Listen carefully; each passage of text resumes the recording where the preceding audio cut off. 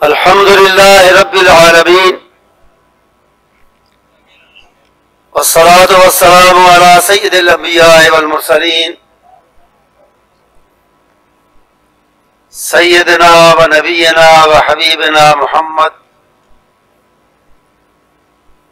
وعلى آله وصحبه أجمعين. أما بعد فأعوذ بالله من الشيطان الرجيم. ومن يسلم وجهه إلى الله وهو محسن فقد استمسك بالعروة الوثقى لا انفصام لها والله سميع عليم. اسٹیج پر تشریف فرما ہمارے محترم ناظم اعلیٰ مرکزی جمعیت اہل حدیث پاکستان جناب ڈاکٹر حافظ عبد الکریم صاحب، علماء کرام، معززین، اور میرے سامنے تشریف فرما اور بیٹھے ہوئے عزیزوں اور بزرگوں، سب سے پہلے میں اہل حدیث یوتھ فورس کے قائدین، عزیز مکرم سلمان اعظم صاحب اور ان کے ساتھیوں کو، ان کی ٹیم کو آج کے اس مبارک اور عظیم اجتماع کے لیے، اس کے انعقاد کے لیے، اس کے انعقاد پر مبارکباد پیش کرتا ہوں اور دعا گو ہوں کہ اللہ تعالیٰ انہیں مسلک اور جماعت اور دین کے مزید کام خلوص کے ساتھ، ہمت کے ساتھ کرنے کی توفیق عطا فرمائے. میرے اس عزیز نے اس خواہش کا اظہار کیا کہ میں آج کے اس اجتماع میں مسلک اہل حدیث پر بات کروں کہ مسلک اہل حدیث کیا ہے. میں نے سوچا کہ اس موضوع پر ہمارے خطباء، علماء، زعماء کی بڑی خوبصورت، بڑی مدلل، بڑی جاندار تقریریں ہیں جس میں انہوں نے بار بار یہ بات سمجھائی ہے، بتائی ہے، پیش کی ہے کہ مسلک اہل حدیث وہی دین کی وہی صورت اور وہی تصویر ہے جس کو خود رسول اکرم صلی اللہ علیہ وسلم نے صحابہ کے سامنے اور دنیا کے سامنے پیش کیا، اور یہ ہے کتاب اللہ اور سنت رسول صلی اللہ علیہ وسلم کے اتباع کا نام. میں نے سوچا کہ یہ تقریریں تو ہمارے لوگ سنتے رہتے ہیں اور بڑی اچھی تقریریں انہوں نے سنی ہے اس موضوع پر. اس عام طریقہ کار سے تھوڑا سا ہٹ کر، صرف نظریاتی طور پر نہیں، صرف الفاظی کے ساتھ نہیں، بلکہ ایک اہل حدیث کی زندگی کیا ہونی چاہیے، اس کا نظریہ، نقطہ نظر کیا ہونا چاہیے، اس پر اس کا عمل کیسے ہونا چاہیے، کیا ہونا چاہیے، یہ ایک شخصیت گرامی کی سیرت کے حوالے سے میں آپ کے سامنے رکھنا چاہتا ہوں. اور اس شخصیت گرامی کو میں دنیا کا اور اسلام کی تاریخ کا پہلا اور سب سے بڑا اہل حدیث سمجھتا ہوں اور مانتا ہوں. اور یہ شخصیت گرامی علماء تو سمجھ گئے ہوں گے، یہ شخصیت گرامی کوئی اور نہیں ہمارے سروں کے تاج اور صحابہ کے سرتاج جناب سیدنا ابو بکر صدیق ہیں رضی اللہ تعالی عنہ. میں انہیں اس لیے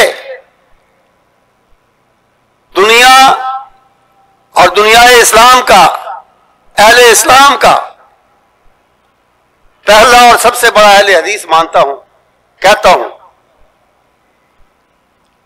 کہ انہوں نے عملی طور پہ تصویر پیش کی ہے کہ اہل حدیث کا نقطہ نظر، اس کی سوچ اور اس کا عمل کیا ہونا چاہیے، کیسے ہونا چاہیے. مسلک اہل حدیث اصل میں نام ہے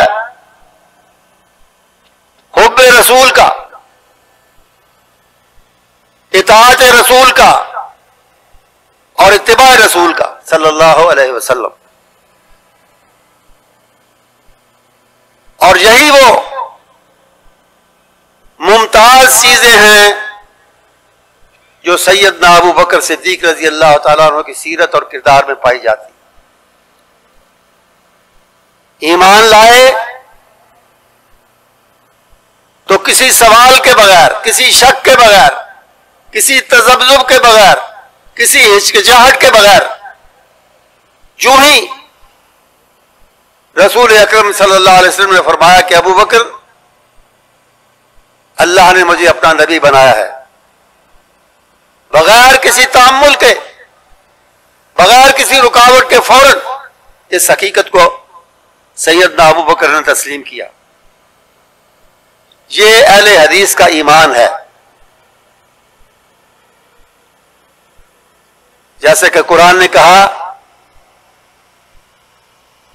کہ آمنوا ثم لم یرتابوا، بغیر کسی شک کے، نہ ایمان قبول کرتے ہوئے اور نہ اس کے بعد شک کو اپنے دل کے قریب بھی گزرنے نہیں دینا. جو حقیقتیں اللہ کے رسول نے بتائی ہیں اللہ کے عطا کی ہوئے علم غیب سے کہ اللہ ایک ہے، موت کے بعد کی زندگی، قیامت، برزخ، جنت، دوزخ، فرشتے، کتابیں، جن حقائق کا علم اللہ سے سیکھ کر آپ نے امت کو دیا، دنیا کو دیا، اس پر پورا اور فوراً یقین لانا، یقین رکھنا اور ہمیشہ کسی شخص سے بچنا، اس یقین کو بچانا ہر شخص سے، یہ اہل حدیث کا پہلا کام ہے. اس کے بعد جہاں تک حب رسول کا تعلق ہے، ایمان لانے کے تھوڑی دیر بعد، تھوڑے عرصہ بعد حرم کعبہ میں، حرم میں نبی اکرم صلی اللہ علیہ وسلم پر تشدد کیا گیا، آپ کو زد و کوب کیا گیا، مارنے پیٹنے کی جسارت کی گئی. ان کے دفاع کے لیے اگر کوئی آگے بڑھا تو وہ سیدنا ابو بکر تھے رضی اللہ تعالیٰ.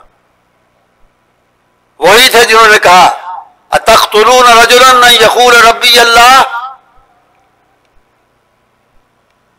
ان شخصیت گرامی پر اس لیے تشدد کرتے ہو، اس لیے انہیں مارنا چاہتے ہو. ان کا جرم کیا ہے؟ ان کا جرم صرف یہ ہے کہ انہوں نے کہا میرا رب صرف اللہ ہے، یہ بت میرے رب نہیں ہے. ظالموں نے نبی کریم صلی اللہ علیہ وسلم کو چھوڑ کر ان کے چاہنے والے، ان کا دفاع کرنے والے، ان پر سچا پکا ایمان رکھنے والے ابو بکر صدیق رضی اللہ تعالیٰ عنہ پر تشدد اور ان کو مارنا پیٹنا شروع کیا، یہاں تک کہ ان کو بے ہوش کر دیا، اٹھا کے گھر لے جایا گیا. شفیق ماں نے ہوش میں لانے کی کوشش کی، ہوش میں آئے تو انہوں نے حال پوچھا، بیٹے کیا حال ہے، کیسے ہو؟ انہوں نے کہا میں ٹھیک ہوں، مجھے بتاؤ کہ میرے رسول کا حال کیا ہے صلی اللہ علیہ وسلم. یہ ہے اہل حدیث کی محبت، اللہ کے رسول صلی اللہ علیہ وسلم سے، اور پھر باقی واقعات کو چھوڑتے ہوئے نبی اکرم صلی اللہ علیہ وسلم نے آپ سے جس نے بھی مدینہ کی طرف ہجرت کی اجازت چاہی آپ نے دے دی. ابو بکر نے چاہی آپ نے فرمایا نہیں. فرمایا مجھے اجازت کیوں نہیں ملتی، مجھے کیوں جانے سے آپ روکتے ہیں؟ فرمایا صوبہ تم میرے ساتھ جاؤ گے، تم میرے ساتھ جاؤ گے. اکٹھے نکلے، اور جیسا کہ آپ سنتے رہتے ہیں آپ کو معلوم ہے، غار ثور میں کچھ عرصے کے لیے ٹھہرے اور اپنے جوانی کے ایام میں مجھے موقع ملا غار ثور جانے کا، وہاں تک پہنچنے کا. ایک پہاڑ ہے، پھر اس سے نیچے اترے تھوڑا سا میدان ہے، پھر پہاڑ ہے، پھر پہاڑ ہے. مشکل راستہ ہے. غار حرا کا شاید اس سے بھی مشکل ہے، لیکن غار ثور کا بھی کم نہیں ہے. اس مشکل راستے پر اپنے آپ کو بھی سنبھالنا، اور جب نبی محترم صلی اللہ علیہ وسلم تھک گئے تو ان کو بھی اٹھانا، ان کو بھی اٹھا کے لے کے جانا. اسی کا کام ہو سکتا ہے جس کے دل میں حب رسول کوٹ کوٹ کر بھری ہوئی. لے کر گئے، وہاں کیڑے مکوڑوں کا ڈر تھا، سانپ بچھو کا ڈر تھا. وہاں جو سوراخ تھے ان کو قدرتی سوراخ ان کو بند کیا، اپنا ہی کپڑا پھاڑ کے سوراخوں میں بھرا. تاریخ بتاتی ہے کہ ایک سوراخ خالی رہا جس کو اپنے انگوٹھے سے انہوں نے پر کیا، اس کو بھرا. نبی محترم صلی اللہ علیہ وسلم آپ کی حضرت ابو بکر کی آغوش میں، گود میں سر رکھ کے آرام فرمانے لگے. اللہ تعالیٰ نے جو امانت دنیا کو اور پوری امت کو دی تھی وہ آج حضرت ابو بکر رضی اللہ تعالیٰ عنہ کی گود میں. کسی زہریلی چیز نے کاٹا، درد بھی تھا لیکن برداشت بھی کر رہے تھے کہ میرے ہلنے جلنے سے، میرے کوئی آواز نکالنے سے نبی محترم صلی اللہ علیہ وسلم ڈسٹرب نہ ہو. ضبط کی شدت سے کیا ہوا، آنکھوں سے آنسو نکلے. اور یہ آنسو، وہ کسی نے کہا نا کہ دنیا کے سارے سمندر اگر مل کر زور لگائیں تو ان آنسوؤں سے قیمتی موتی پیدا نہیں کر سکتے. ایک آنسو نبی محترم صلی اللہ علیہ وسلم کے خوبصورت سونے رخسار پر گرا. آنکھ کھلی، آپ نے کہا مالک یا ابا بکر، کیا ہوا؟ لذغت یا رسول اللہ صلی اللہ علیہ وسلم، اللہ کے رسول کسی چیز نے کاٹ لیا ہے. نبی محترم صلی اللہ علیہ وسلم کا وہ دہن مبارک، وہ مبارک منہ جس سے وحی کے پھول جھڑتے تھے، اس مبارک منہ کا لعاب تھوڑا سا آپ نے لگایا، اللہ تعالیٰ نے شفا عطا فرمائی. یہ پھر آپ کی ایک محبت کا ثبوت تھا. جس طرح نبی کریم صلی اللہ علیہ وسلم کی اپنی جان سے زیادہ حفاظت کی، اور جب دشمن قریب آیا اپنی فکر نہیں تھی، نبی کریم صلی اللہ علیہ وسلم کی فکر میں عرض کیا کہ اگر دشمن ہم سے اوپر ہے، انہوں نے تھوڑا جھک کے دیکھا تو ہم نظر آ جائیں گے. نبی کریم صلی اللہ علیہ وسلم نے ارشاد فرمایا ان اللہ معنا، اللہ تعالیٰ ہمارے ساتھ ہے، یہ ہمیں کوئی نقصان نہیں پہنچا سکتا. ہجرت کے بعد یہ تو تھوڑی ایک جسمانی قربانی کی بات تھی، مالی قربانی میں بھی پیچھے نہیں رہے. صحابہ کے حالات کی بہت بڑی کتاب الاستیاب میں لکھا ہے کہ اسلم ابو بکر وَلَهُ 40 أَلْفًا، جس دن حضرت ابو بکر مسلمان ہوئے، اسلام قبول فرمایا، ان کے پاس 40,000 دینار تھے، جو اس زمانے کی بڑی دولت. ہجرت تک، مدینے جانے تک ان میں سے 35,000 خرچ کر چکے تھے.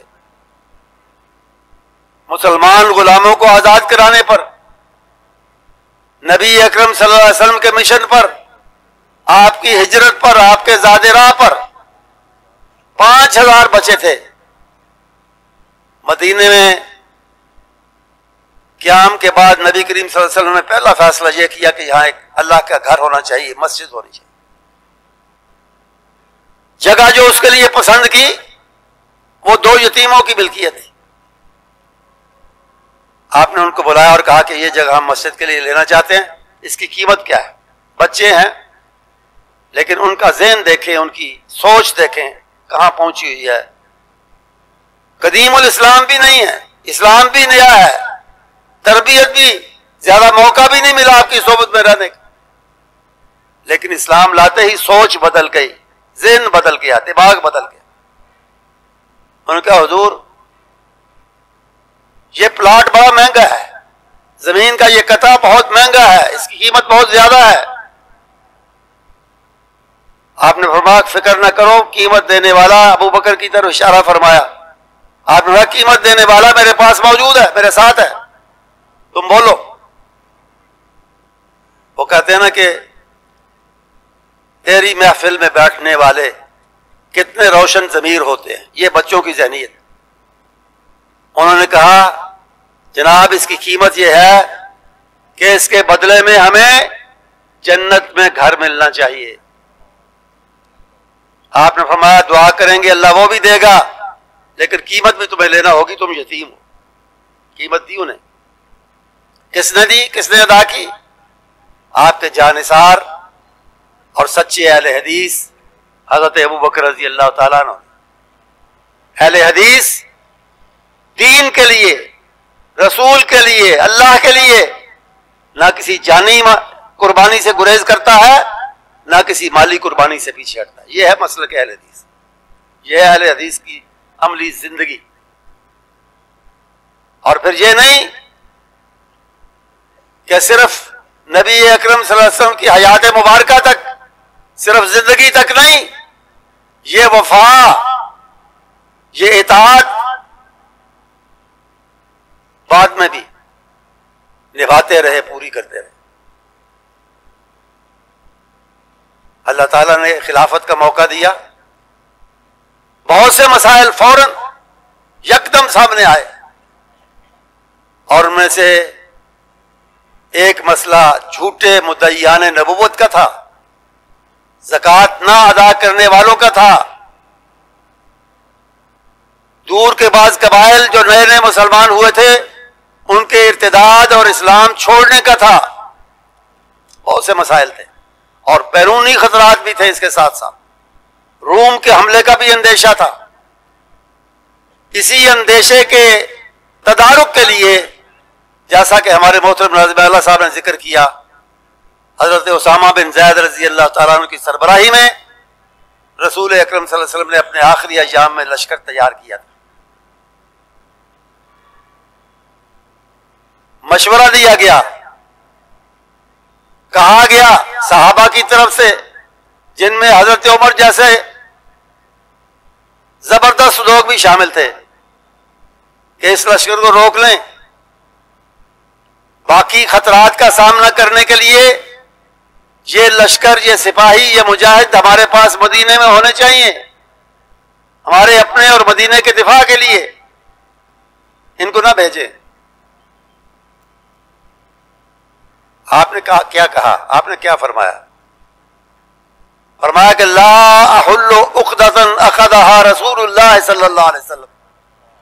جس جھنڈے کی گانٹھ گرا، گنڈ نبی کریم صلی اللہ علیہ وسلم کے مبارک ہاتھوں نے باندھی ہے، جو جھنڈا آپ نے خود اپنے ہاتھ سے تیار کر کے اسامہ کو دیا ہے، ابو بکر میں یہ ہمت نہیں کہ اس گانٹھ کو کھول سکے، اس جھنڈے کو نیچے کر سکے.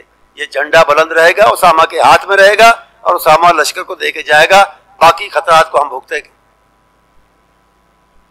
کہ جو نبی کریم صلی اللہ علیہ وسلم نے کیا ہے، جو فیصلہ کیا ہے، جو بات کی ہے، وہ ہر حال میں پوری ہوگی۔ یہ ہے مسلک اہل حدیث۔ اس کے بعد مزید خطرات یاد دلائے گئے، اسی لشکر کے حوالے سے مزید باتیں ہوئیں۔ آپ نے فرمایا مدینہ اگر خالی ہو جائے، یہ تو لشکر کے کچھ سپاہی کچھ مجاہد جا رہے ہیں، پورا مدینہ خالی ہو جائے، یہاں تک کہ ولو خطفت نیت ذہاب، بھیڑیے آ کے مدینے کو خالی پا کے جنگل کے جانور جہاں آ جائیں مجھے اٹھا کے لے جائیں، لیکن میں وہی کام کروں گا جو رسول اللہ صلی اللہ علیہ وسلم نے فرمایا تھا کہ یہ کام کرنا ہے، اس کام سے پیچھے نہیں ہٹوں۔ یہ ہے مسلک اہل حدیث۔ اور پھر محبت کی بات، بیمار ہوئے، آخری وقت قریب آیا، پوچھا آج کیا دن ہے؟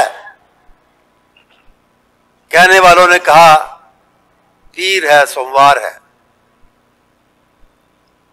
آپ نے فرمایا میری خواہش ہے، معاملہ اللہ کے ہاتھ میں ہے، لیکن میری خواہش ہے کہ آج شام سے پہلے پہلے میرا دم نکل جائے، میری جان نکل جائے، کیونکہ میرے پیارے رسول صلی اللہ علیہ وسلم بھی اسی دن فوت ہوئے تھے۔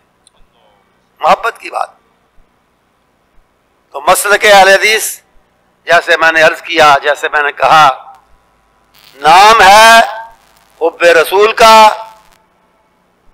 اطاعت رسول کا اور اتباع رسول کا، اور اس کا بہترین عملی نمونہ پیش کیا ہے حضرت ابوبکر رضی اللہ تعالیٰ عنہ کا کردار نے، آپ کی سیرت نے۔ ہمیں اہل حدیث ہونے پر اللہ کا شکر ادا کرنا چاہیے۔